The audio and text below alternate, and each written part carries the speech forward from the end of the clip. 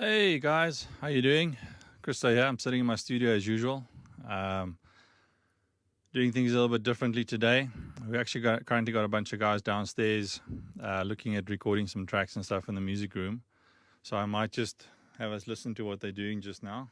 I've got the system recording, and I'm talking through it as well, so I can just crossfade. I'm doing my feed today via Switcher, which is just down here. So if you see me pressing buttons here, I'm switching cameras. You can see if I go here, you can see the kit downstairs already.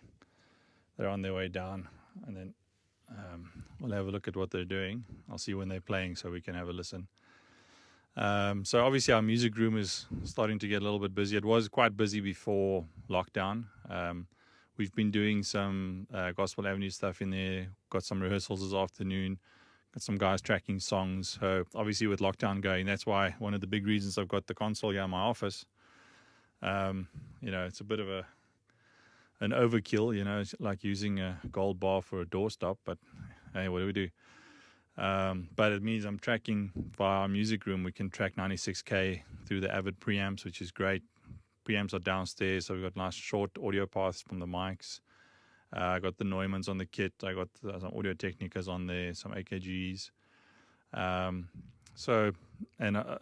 I'm sure most of you that are aware, with SoundGP Music Room, we've got a collaboration with SA Backline. So we've got some great gear in there. We've got a Pearl Master Series in there at the moment. Nice, beautiful Pearl kit. Doesn't sound too shabby. Records really nicely.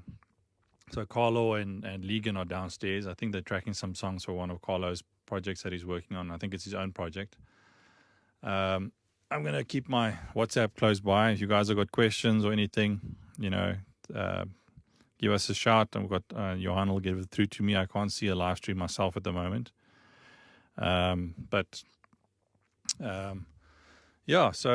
my big thing today was just to check in again, make contact. I'm busy mixing some projects going here. I know, when your brain's a million places. What was funny for me is during lockdown, I had days to think about every single talk show that we did, and I could prepare stuff and I could, plan out, and we talked for hours, get guys on board.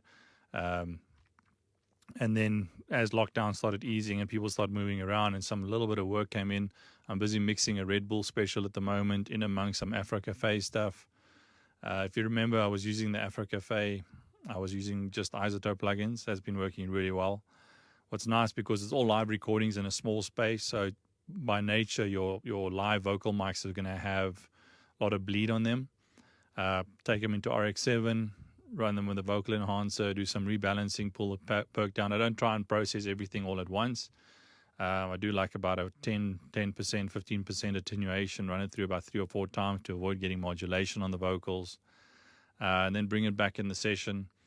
And then one of the other plugins I've been using quite a bit is the Ozone 9 Music Rebalance, which is part of their mastering plugin, but you can actually put that on a channel or on a bus, and you can rebalance content in terms of bass, percussion, or vocal. In other words, on a BV group where there's a bit of spill and I just need the vocals to pop a bit more, I can automate that plugin depending on what the song is doing and actually get the vocals to pop or vice versa. I've had some stuff where guys have done stuff with track. 2 problems when you get track on a live recording is sometimes guys just run off a laptop, so you get a left and a click, or a mono and a click.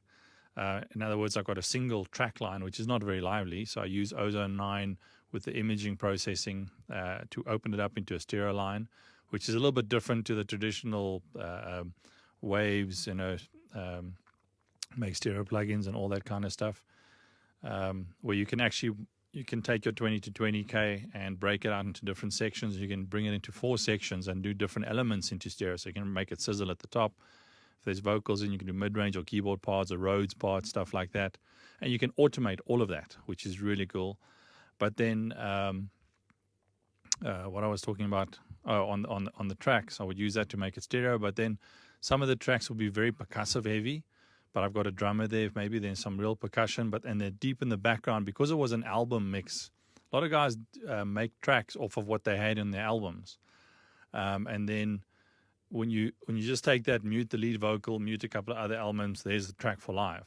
but then the BVs aren't popping. In a live show with crowd going and other noise, or in a live recording, you don't have that definition if you don't get to make them 2-3 dBs louder. So I put that music rebalance plugin from S02 on the track stem, and I can actually bring the vocals out of a processed mix.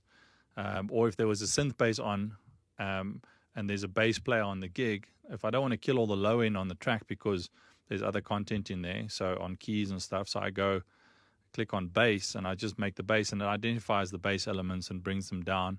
Or vice versa. I've had one where it was a really cool mix, but it was really squash. It was very little dynamic. So I just used the drums and pushed the drum 6 dB, and it really just came alive, the track element. So, life in a mix is everything. Dynamic range, especially when it comes to live performances. When you studio projects, generally what you'll do is when you create your sounds and record your sounds, you're doing it within context of what you're thinking, and everything sort of comes together building block by building block. Whereas live, it's either a dump truck just dumping 2 tons of bricks outside your house that's not even packed nicely, and now you've got to try and make sense of it.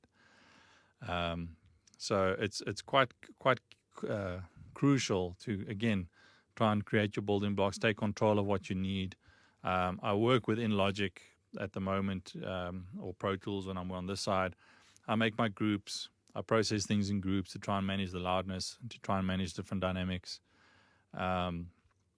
And the Nectar plugin from Isotope is also really, and when I started using, I was doing a lot of the automated stuff. I was using the Mix Assistant to see what it does, playing through the presets to get an idea of what the plugin can do.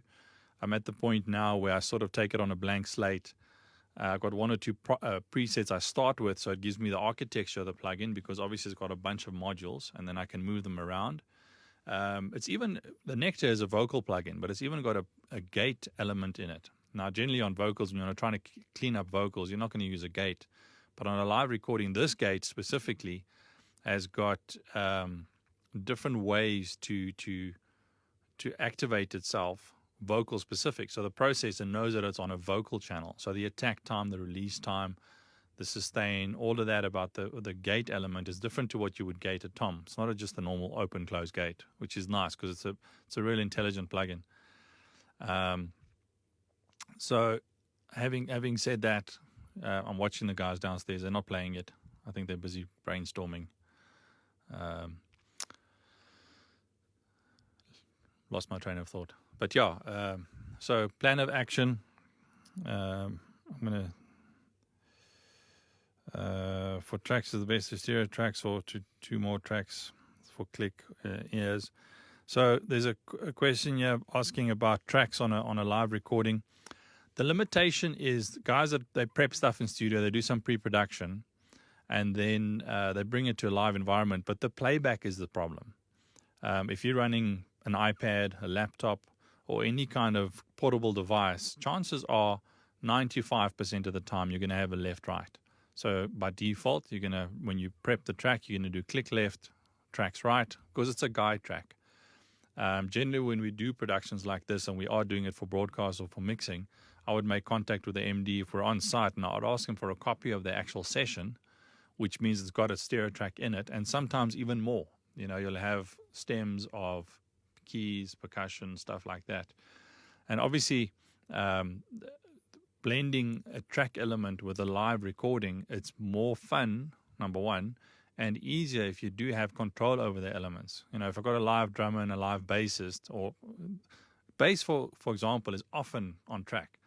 There'll be a guitarist, a keyboardist, a drummer, and then on track there'll be some pads, percussion, and bass. Now, if I get that as a mono, I've got to do a lot of magic working to try and get that to sit nicely. If I can get all the stems, it works. If you have a sound card with more than 2 outs, which is generally something with 4 outs, like I've got my Tascam 4x4, which we're using now to feed into the switcher, get your Tascam going, then obviously left, right, and then you can run your clicks on an MD line or a Q line on 4. Or what we prefer to do on about 70 to 80% of our projects now, we run multi-track. If I'm working with James, like we did in one of our episodes, we actually spoke about it. We run Dante, or I give him a MADI, USB MADI out, which means I can get 64 lines off of whatever DAW he's running out of, whether it's Ableton, Pro Tools, Logic.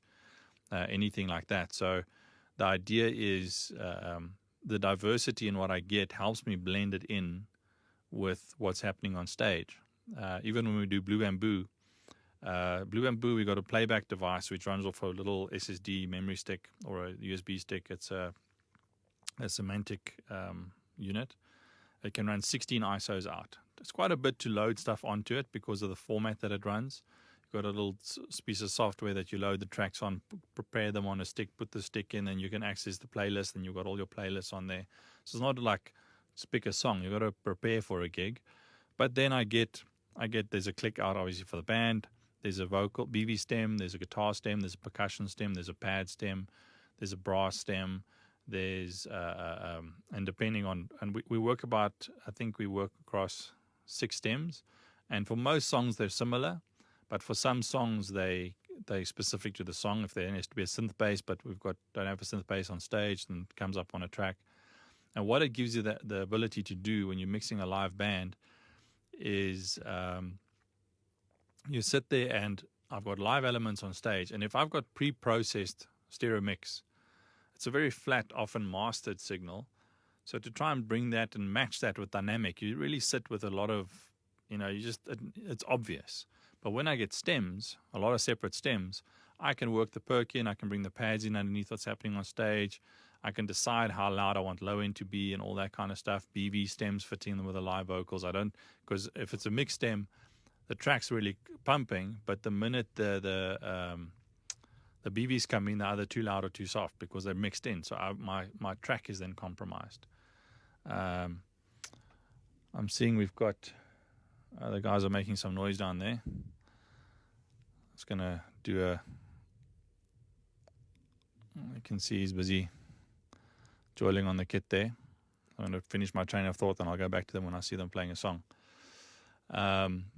But it's all about dynamic. I mean, if you're mixing a 8-piece band, all the dynamics is at your fingertips. And the guys on stage are going with the adrenaline of the gig.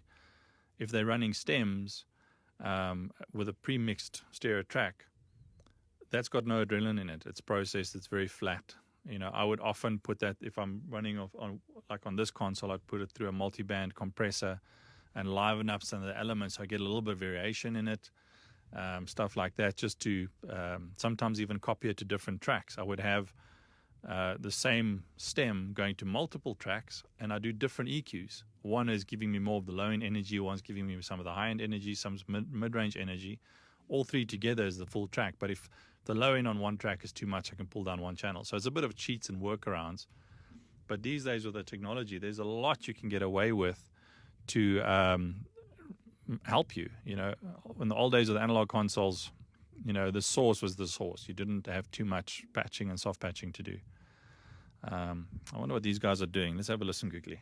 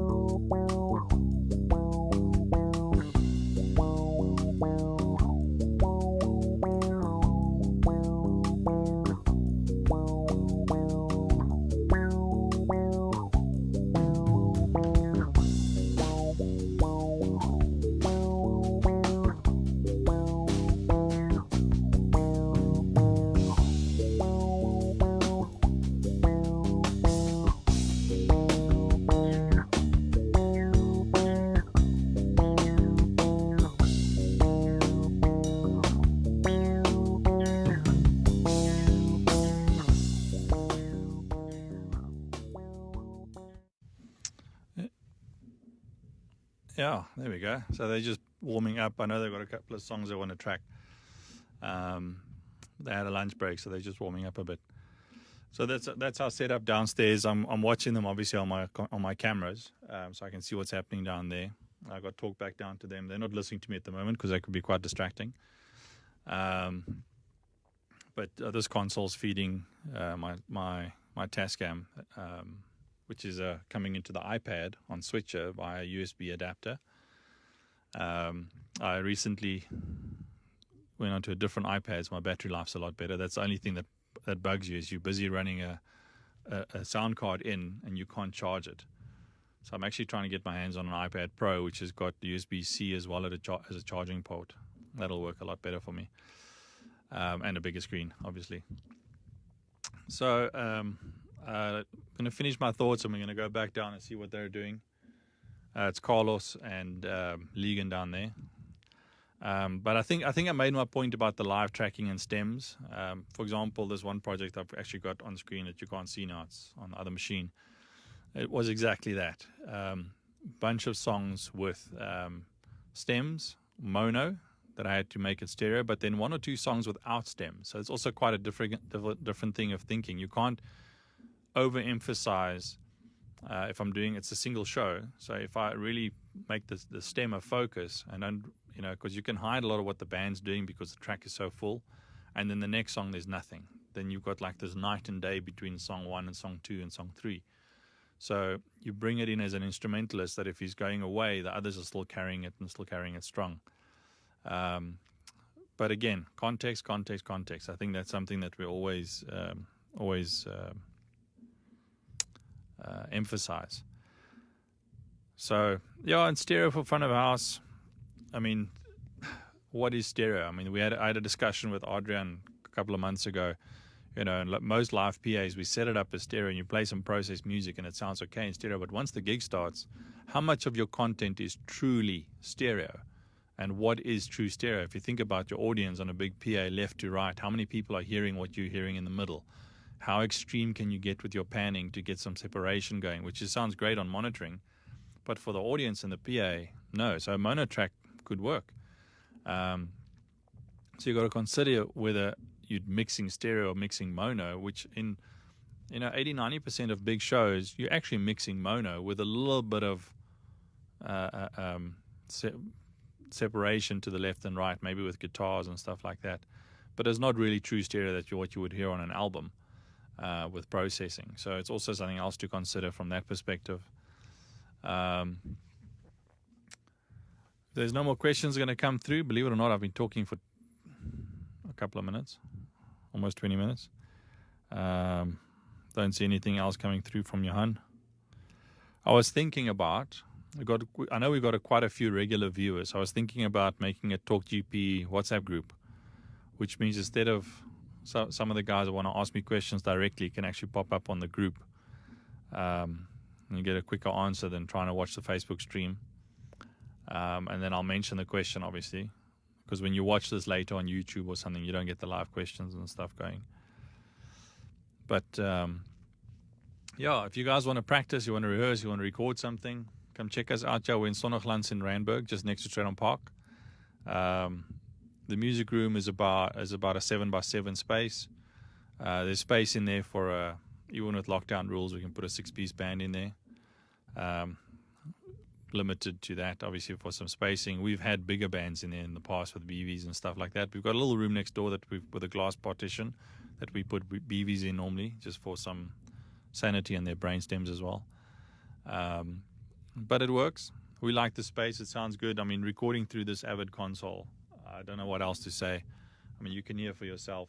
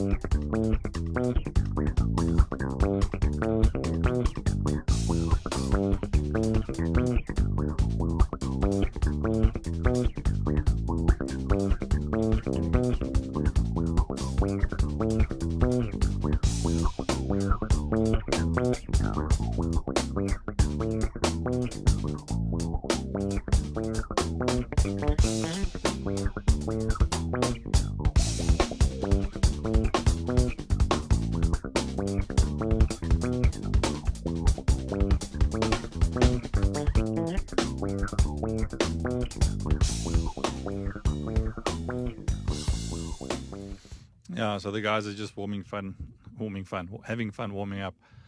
But yeah, I mean, that's pretty much going straight into the rack. I've maybe got one or two little EQs there on toms and stuff, but it's raw into Pro Tools 96K. And then to get it onto the stream, obviously for some control, I do have, which you can see over here actually, I've got a couple of Avid AX plugins just to control the loudness, just to make sure I'm not blowing out speakers and I'm managing myself a little bit. I'm taking everything through a McDSP multiband compressor for the stream. I think you can actually, I can do this. Yeah, McDSP multiband compressor going through 2 stages of compression for the mastering. Obviously, live mastering is completely different to mastering on a DAW. Again, content is completely changing nonstop. It's not like I can set anything and then my dynamic's going to stay the same. Which is nice and it's a challenge. And when you're on a PA, it doesn't really matter because you can go with what's happening. But when you're doing a stream like this, obviously going from me speaking to them playing.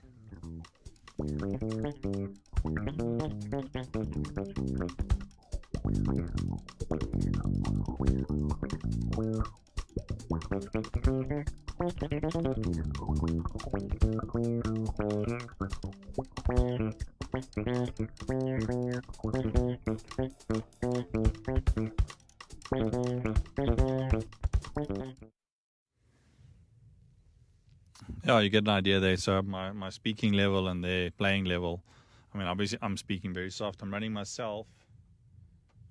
I don't even have an EQ. I'm sitting with my SH55 here, my nice matte black one. This is my normal talkback mic, which got lonely because there's no gigs happening. So it's in my office now. I thought, let me do some talking on it. Seeing that it is a talkback mic, get it?